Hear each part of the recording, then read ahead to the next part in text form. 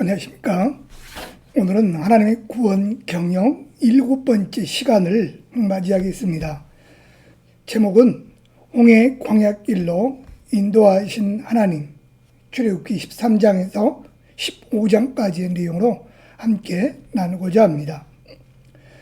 6월절에 양이 죽음으로 그 피를 문설주와 임방의 바르물을 통해서 그로 인한 가정은 구원을 얻었고, 피를 바르지 아니했던 애굽 가정들은 장자가 죽는 이런 경험들을 하게 됐지요. 이런 일을 겪은 후에 이스라엘 백성들은 출애굽할 때 정말 감격, 설레임, 그리고 기대가 엄청 컸을 것입니다. 그들의 애굽을 떠나자마자 하나님은 낮에는 구름 기둥으로, 밤에는 불 기둥으로 그들을 인도해 주셨습니다. 바리바리 보퉁이를 싸서 긴 여행길을 떠나는 그들 앞에 나타난 하나님의 임재를 보았을 때 과연 그들이 기대했던 것, 느낌이 얼마나 컸을까라고 하는 생각을 해보게 됩니다. 그러나 잠시 후 그들은 스스로는 할 수 없다, 즉 스스로의 힘으로는 도저히 감당할 수 없다고 하는 이런 절대절명의 상황에 그들은 처하게 되지요. 하나님은 무엇 때문에 쉬운 길을 두고 굳이 어려운 길을 걷게 하셨을까요?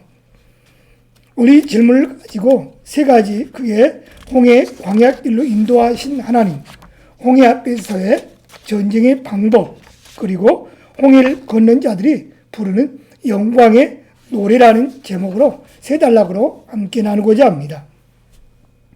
먼저 홍해 광야길로 인도하신 하나님을 함께 보고자 합니다. 첫째로 하나님은 출애굽한 이스라엘 백성들을 블레셋 땅으로 가는 빠른 길을 두고 돌려서 오히려 홍해의 광야길로 인도하십니다. 그 이유는 백성들이 전쟁을 보게 되면 마음을 돌이켜 애굽으로 돌아갈까 하는 걱정이 있었기 때문이지요. 하나님은 인간의 마음이 얼마나 간사한지 아십니다. 형편이 좋아지면 교만하여 은혜를 잊어버리고, 또한 형편이 기대했던 것에 미치지 못하면 실망하여 옛 모습으로 언제든지 돌아갈 수 있는 모습을 하나님은 다 아셨습니다. 그래서 하나님을 믿을 수밖에 없도록 그들을 고난도의 훈련의 장으로 인도하셨습니다. 두 번째로 하나님은 바로를 유도해내어 홍해에 수장시킴으로 하나님께서 얻을 영광이 있음을 말씀하십니다. 애굽 사람에게 얻으실 영광, 그리고 이스라엘에게 얻으실 영광을 위해 사건을 계획하셨습니다.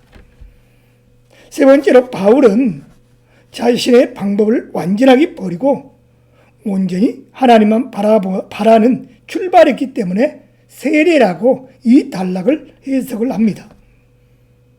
홍해 사건이나 광야 40년의 방황이나 모두 자기를 내려놓고 전적으로 하나님을 의존케 하기 위한 훈련이었기 때문에 세례라고 해석을 합니다. 홍해 앞에 선 이스라엘 백성들, 이제 더 이상 자신을 의지할 방법이 없었습니다. 뒤에는 애굽의 바로의 군대가 추격해 오고 있고, 앞에는 건너야 건널 수 없는 홍해 가운데 있습니다. 자신의 때에는 완전하게 모든 것이 절망할 수밖에 없고 포기할 수밖에 없는 이러한 상황 속에서 유일한 구원은 누구라고요? 하나님을 전적으로 의지하는 모습입니다. 세례를 자기 부인의 결단이요, 고백이요, 서약입니다. 그 후로 나는 자기 부인을 오히려 할 수밖에 없는 것이고, 이럴 때 나를 따라다니는 자기의 십자가가, 내게 주어지는 십자가가 있습니다. 그러므로 우리는 죽는 훈련을 끊임없이 해야겠지요. 그때 비로소 나는 죽고 내 속에 그리스도가 항상 살아 움직이는, 살아 역사하는 인생의 삶을 우리는 경험할 수 있습니다. 두 번째는요, 홍해 앞에서의 전쟁의 방법을 우리는 함께 볼 수 있길 바랍니다. 즉 바알을 홍해에 수장시키는 비결이죠. 첫 번째는 위기가 왔을 때 이스라엘 백성들은 원망의 자리, 불평의 자리, 그리고 하나님을 대적하는 자리, 하나님과 원수된 자리에 서 있었습니다. 여러분, 위기 시에는 자신이 서 있는 위치가 어떤 위치인지 빨리 파악하고 결정하는 게 참 중요합니다. 하나님을 원망하고 하나님을 불평하거나 대적하고 방해하는 위치에 서면 결국 하나님과 원수가 되어 하나님의 심판을 피할 수 없습니다. 여러분, 어려울 때일수록 우리는 어떻게 될까요? 더 하나님과 신의를 지킬 수 있어야 됩니다. 두 번째로, 여호와께서 싸우시도록 하기 위해서는 이스라엘 백성들은 가만히 있으며 잠잠하며 불평하거나 원망하는 말을 하지 말아야 합니다. 우리가 여호수아에 나와 있는 여호수 6장 나오죠. 여리고성을 정복할 때 하나님께서 주셨던 전략이 있었습니다. 전략이 있었죠. 그 전략이 무엇이었습니까? 바로 침묵이었습니다. 하루에 한 바퀴 돌 때마다 말을 하지 말라고 그랬습니다. 그리고 7일째 될 때 함께 함성을 지르도록 했습니다. 하나님을 멸시하는 행위인 원망, 불평은 하나님을 멸시하는 태도요. 이런 표현은 근본적으로 신뢰 관계를 무너뜨리는 것입니다. 여러분, 이것은요, 불신앙의 행위와 다를 바가 없습니다. 세 번째로, 이 큰 전쟁의 상황에서 이스라엘 백성들은 여호와께서 행하시는 구원을 보고 그곳에 집중해야 했습니다. 여러분, 그렇지만 시험 당할 때요, 이스라엘 백성들을 보십시오. 넘실대는 홍해 바닷물을 보고 어떻게 했을까요? 절망합니다. 그리고 뒤에서 추격해오는 애굽의 군사, 무서웠겠죠. 더군다나 철병거승이라고 하는, 오늘날로 말하면 큰 탱크를 몰고 오고 있는 그 애굽의 군사들을 볼 때 얼마나 무서웠겠습니까? 당연히 두려워합니다. 세 번째는 전쟁을 감당할 수 없는 자신들의 연약한 모습을 보고 또 원망하고 불평하며 염려합니다. 이런 위기 가운데 자신을 몰고 온 하나님을 원망합니다. 그리고 자기 자신들의 그 처지를 비관합니다. 사랑하는 성도 여러분, 기도하면 믿음이 옵니다. 아멘? 그렇죠? 기도하면 가슴이 뜨거워지고요.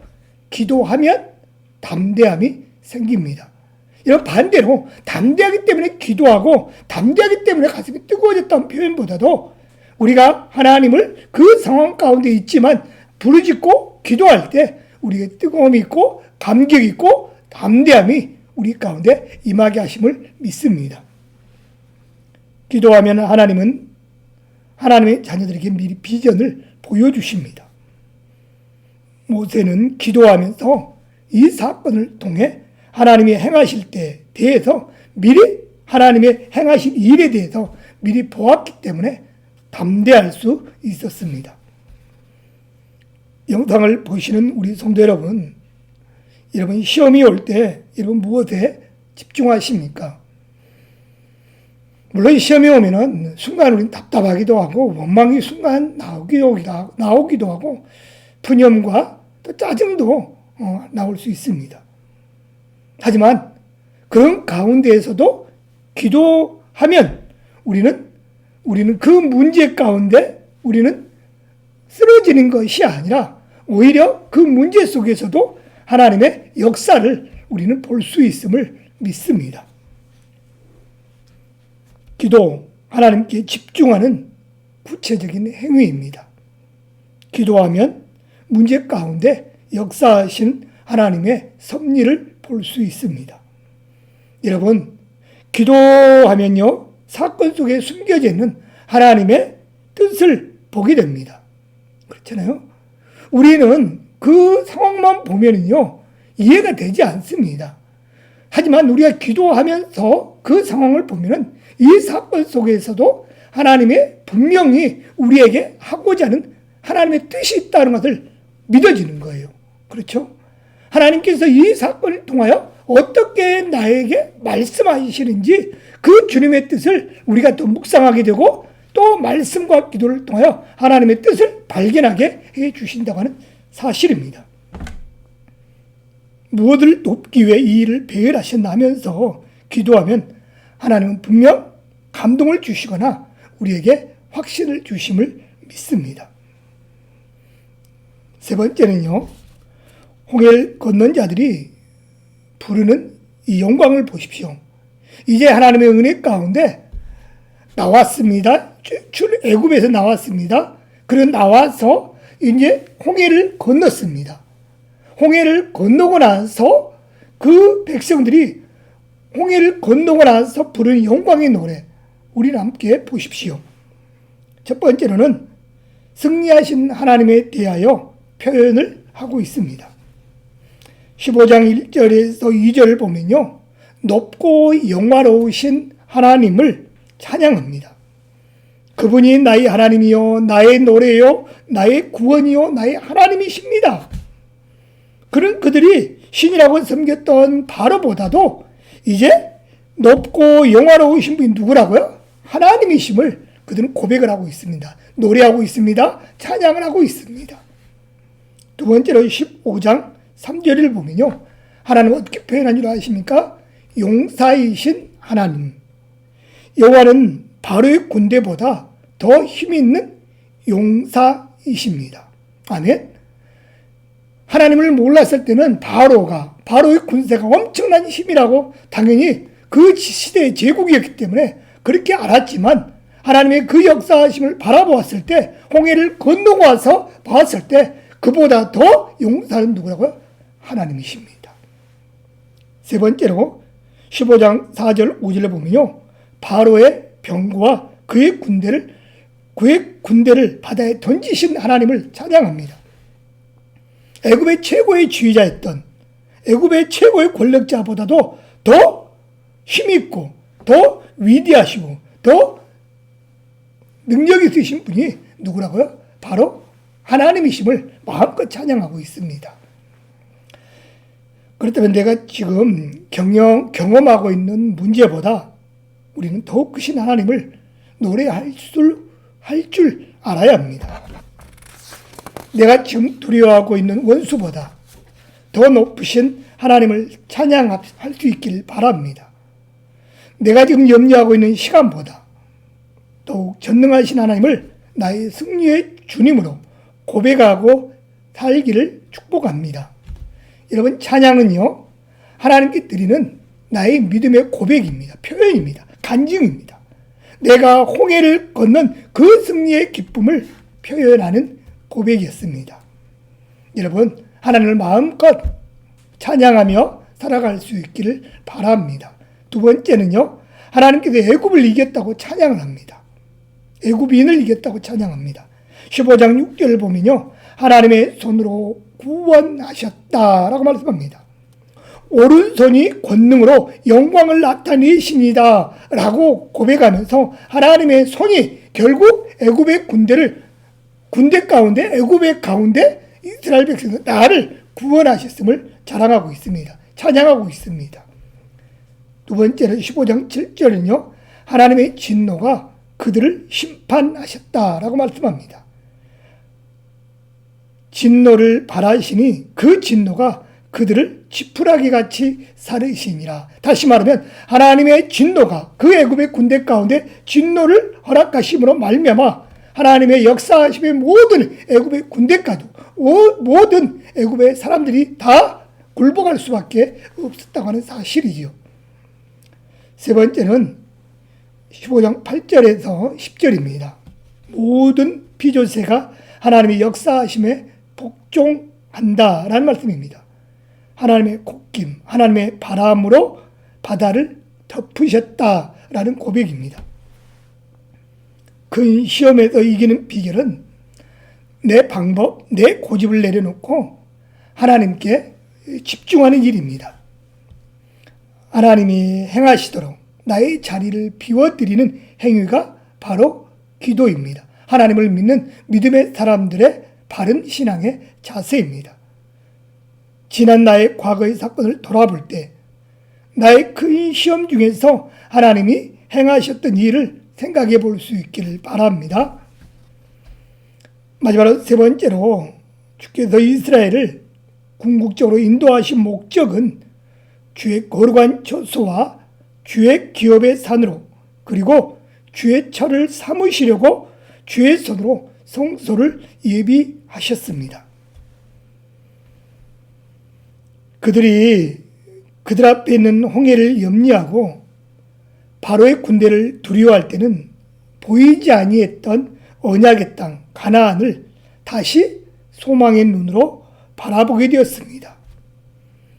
이스라엘 백성들이 그들 앞에 닥친 문제와 원수로부터 구원을 받게 되자 그들의 눈은 다시 그들을 부르신 하나님의 목적을 바라볼 수 있었습니다. 하나님은 하나님의 백성들을 주의 거룩한 처소로, 주의 거룩한 기업의 산으로, 주의 성소로 삼으려고 인도해 주셨습니다.